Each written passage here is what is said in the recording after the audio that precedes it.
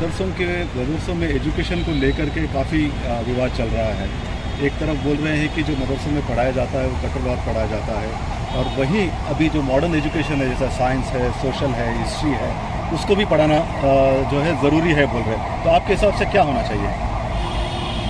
बिस्मिल्लाह, मदरसों में कट्टरवाद नहीं पढ़ाया जाता है, मेरा पहला जवाब।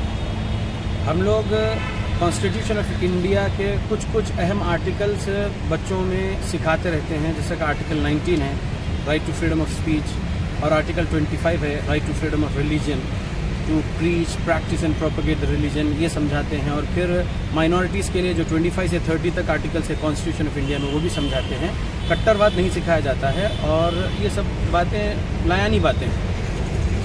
जो आप दूसरा सवाल करें हैं कि साइंस, सोशल वगैरह के बारे में क्या कहते हैं, क्या मदरसों में ये सब्जेक्ट्स भी पढ़ाना चाहिए या नहीं, तो मैं ये कहूँगा कि जी हाँ, पढ़ाना चाहिए।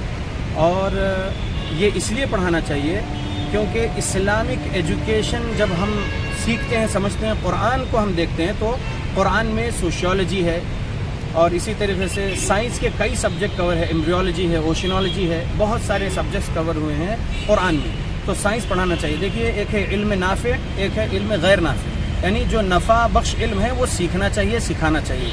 जिससे इल्म से नफ़ा नहीं मिलता, उस इल्म से बचाना चाहिए अपने बच्चों को, अपने तमाम सोसाइटी वालों को। तो हम ये कहेंगे कि जी हाँ, मदरसों में कुरान और सही अहादीस के साथ साथ ये एकेडमिक्स पढ़ाना चाहिए। मैं मेरे बच्चों को खुद पढ़ाता हूँ। तो फिर लेकिन एकेडमिक्स में भी बहुत से जो स्कॉलर्स बोलते हैं, या फिर मुस्लिम जो लोग बोलते हैं, साइंस नहीं, बायोलॉजी को लेकर के भी काफ़ी जो है ऑब्जेक्शन उठाया जाता है कि बायोलॉजी नहीं होना चाहिए। और आप भी बोल रहे हैं जो नफ़ा है वही पढ़ा, नुकसान नहीं पढ़ाना। क्यों ऐसा?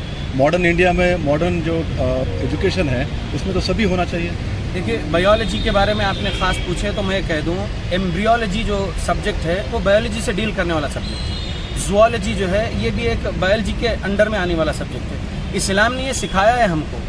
अब मैं बताऊं कि एम्ब्रियोलॉजिकल स्टेजेस के बारे में देखते हैं तो सूरह 23 आयत नंबर 12, 13, 14 हम देखते हैं। सूरह इक़रा में भी एम्ब्रियोलॉजिकल स्टेजेस के बारे में समझाया गया। तो ये किससे डील करने वाला सब्जेक्ट है? साइंस के बायोलॉजी वाले सब्जेक्ट से ही डील करने वाला सब्जेक्ट है ना। लिहाजा जो लोग ऐसा कह रहे हैं कि नहीं, बायोलॉजी वगैरह सब नहीं पढ़ाना चाहिए, हो सकता है कि उनके इल्म में ये बात ना हो, उनके कम इल्म की वजह से वो लोग ऐसा जवाब दे रहे हो। लेकिन चूँकि मैं एक कंपैरेटिव रिलीजन का स्टूडेंट भी हूँ, अपने आप को कहता हूँ, पढ़ते रहता हूँ, मैं ये कहता हूँ knowledge is like water in the ocean and more than that, but the knowledge which I have is not like a dot from the ocean and less than that. तो मैं ये कहता हूँ कि पढ़ते रहना चाहिए, हर रोज़ हम सीखते रहना चाहिए और सिखाते रहना चाहिए। अगर हम सिर्फ कुरान, सिर्फ हदीस सिखाएंगे तो फिर एकेडमिक से बच्चों को दूर रखेंगे तो आज के माशरे में सर्वाइव करना बड़ा मुश्किल जाता है लोगों को। इंग्लिश लैंग्वेज भी सिखाना चाहिए। जैसे देखिए, मैं खुद भी एक बीकॉम ग्रेजुएट हूँ अल्हम्दुलिल्लाह, बाद में मैं कुरान और हदीस का इल्म हासिल करा अल्हम्दुलिल्लाह, और आज भी मैं कहता हूँ कि मैं आज भी पढ़ रहा हूँ, टिल माई लास्ट ब्रेथ मैं स्टूडेंट रहूँगा और पढ़ाते रहूँगा, पढ़ते रहूँगा। तो मॉडर्न इंडिया में आखिरी सवाल है, मॉडर्न इंडिया में क्या मदरसों की ज़रूरत है आपके हिसाब से? मॉडर्न इंडिया में नहीं, कंप्लीट वर्ल्ड में मदरसों की ज़रूरत है। मदरसों से अमन और सलामती की तालीमात आम होती है। मदरसों को जो बदनाम किया गया है कि मदरसों में दहशतगर्द गतिविधियां सिखाए जाते हैं, ये सब झूठे इल्ज़ामात लगाने वाले लोग बोलते हैं।